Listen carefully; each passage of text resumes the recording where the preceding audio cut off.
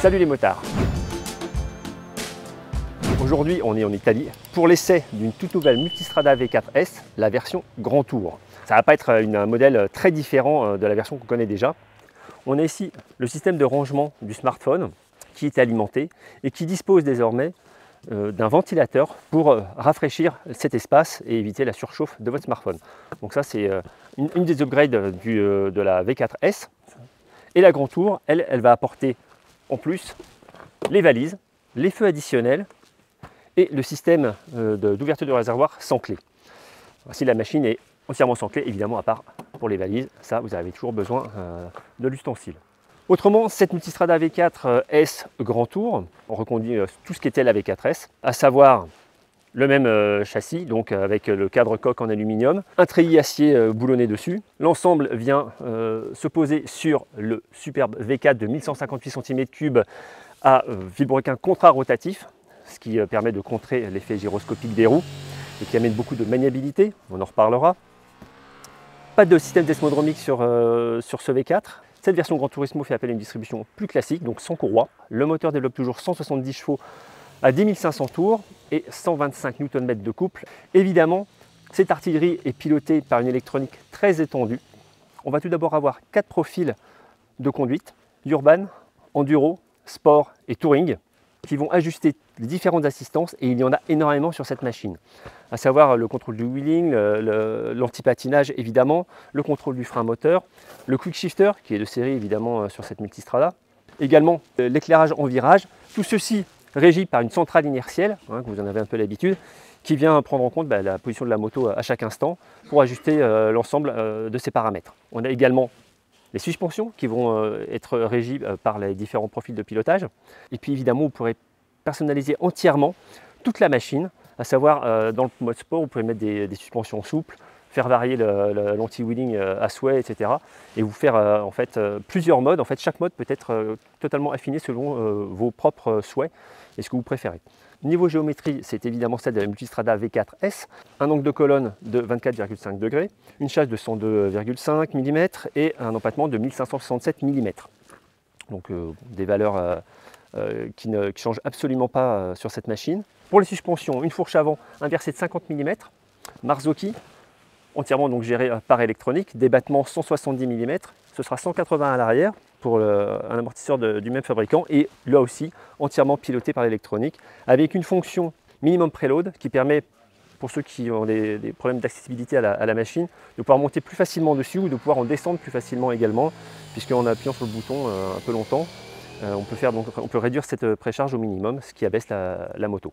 Donc c'est plutôt pas mal, c'est fait partie de la technologie supérieure qui est appliquée à cette machine. Pour le freinage, on retrouve les Brembo Stylema sur des disques de 320 mm, avec évidemment ABS piloté par la centrale inertielle. Donc du très beau matériel, c'est ce qui se fait de plus sportif. Ceci pour stopper la rotation de ces très belles jantes de 19 pouces à l'avant, 17 à l'arrière. Ici chaussée de Pirelli Scorpion Trail, avec une dimension de seulement 170 à l'arrière, ce qui va beaucoup influencer la maniabilité de cette machine et les évolutions en virage serré. On y reviendra tout à l'heure en dynamique. Donc comme vous pouvez le voir, un style qui ne change absolument pas. On retrouve toujours l'esthétique très acérée de la Multistrada, un dessin presque sportif. J'aime toujours cette partie latérale ici avec les extracteurs d'air. On a aussi d'ailleurs ces nouveaux petits éléments qu'a intégré Ducati sur la rallye qui permettent d'avoir un flux d'air sur les jambes, ou au contraire de stopper en hiver, donc c'est plutôt pas mal. L'ergonomie de la V4S Grand Tour ne change évidemment pas. Toujours beaucoup d'aisance sur cette machine pour les plus grands, avec une hauteur de selle de 840 à 860 mm de haut, facilement ajustable, ce qui permet d'avoir des jambes pas trop pliées. Un guidon large qui permet de très bons appuis en dynamique, et surtout un écran de 6,5 pouces sous les yeux, qui est vraiment un des meilleurs en termes d'ergonomie. Il est très facile, même si on n'y connaît rien, de se retrouver très facilement, de pouvoir paramétrer les menus, en sortir et revenir sur l'écran principal. La plupart des indications utiles sont affichées quasiment en permanence. Il n'y a pratiquement pas de défaut dans cette ergonomie, c'est particulièrement simple, d'autant plus qu'elle est pilotée par un joystick qui permet vraiment un accès très facile à toutes les fonctions. On a également sur cette machine un régulateur adaptatif grâce à des radars qui sont devant et derrière. Derrière, c'est pour allumer des petites loupiottes dans les rétroviseurs afin de vous prévenir qu'il y a quelqu'un qui est juste derrière vous. Ce n'est pas forcément utile et surtout à mon avis l'œil s'y habitue pas mal au fur et à mesure. En revanche, donc, pour le régulateur adaptatif, vous allez pouvoir faire varier la distance avec le véhicule qui vous précède quand vous êtes en vitesse régulée.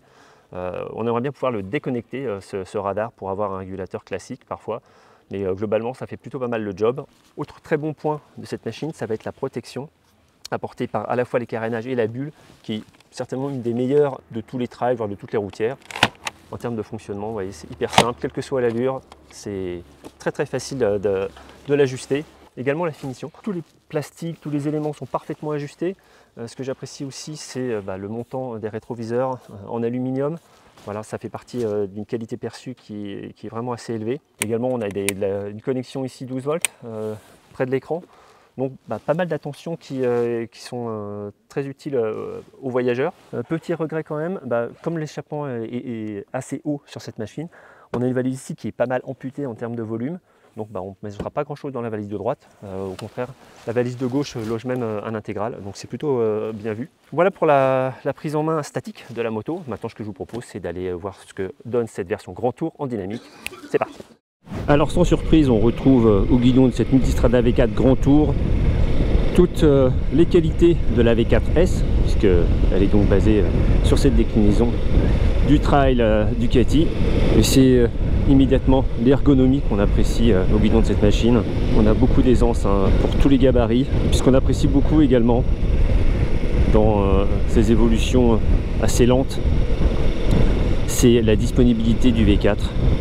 Je suis en 5e, on est à peine plus de 50 km/h et on peut descendre largement à demi-tour et ça reprend sans octet, sans problème. Vous voyez là, voilà, on est juste à demi-tour, on prend sur un filet de gaz,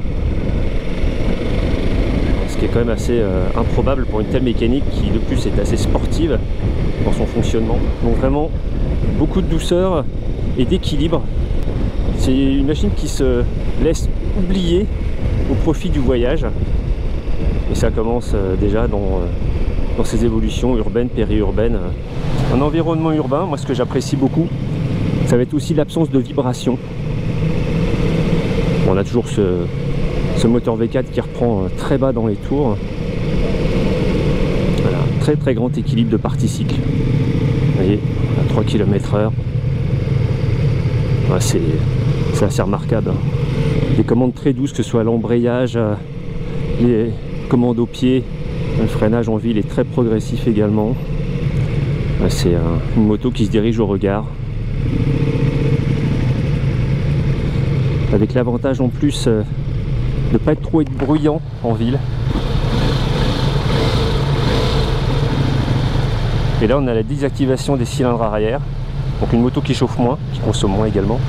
Il y a moins de bruit mécanique que sur le Street Fighter, c'est logique, hein, le moteur est un peu plus caché par les carénages et c'est d'autant plus agréable. Et donc on n'a pas un bruit d'échappement surtout désagréable comme sur des modèles concurrents. Alors quand on évolue comme ça dans une file de véhicules, on peut aussi engager le contrôle de vitesse adaptatif avec le radar embarqué, qui d'ailleurs m'indique ici que, vous voyez, il y a une moto qui me suit et le radar arrière m'envoie une indication, voilà, de la proximité d'un véhicule. Bon, c'est pas des choses auxquelles je suis très sensible. En revanche, le régulateur de vitesse adaptatif, c'est plutôt pas mal dans ces files de véhicules parce que vous voyez, vous avez entre guillemets plus rien à faire à part surveiller quand même ce qui se passe devant. Mais vous pouvez soulager le poignet droit et la moto va réguler évidemment toute seule son allure, comme ici. Et vous voyez, on peut rentrer les vitesses ou au contraire les passer et le régulateur de vitesse ne se désactive pas et ça c'est plutôt agréable. Bon voilà, alors il s'est mis à pleuvoir comme c'était pas prévu. On va remonter la bulle, voilà, qui est d'un maniement absolument enfantin. Bon alors vous le voyez, c'est carrément plus détrempé. Et là, ce qu'on va apprécier en plus de la protection, c'est encore une fois la douceur de fonctionnement de cette machine sur un revêtement qui est devenu plus glissant.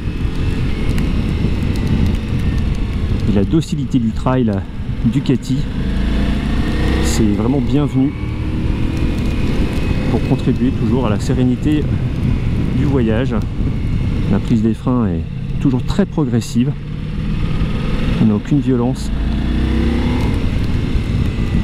Pour autant, si on en a besoin, ça freine.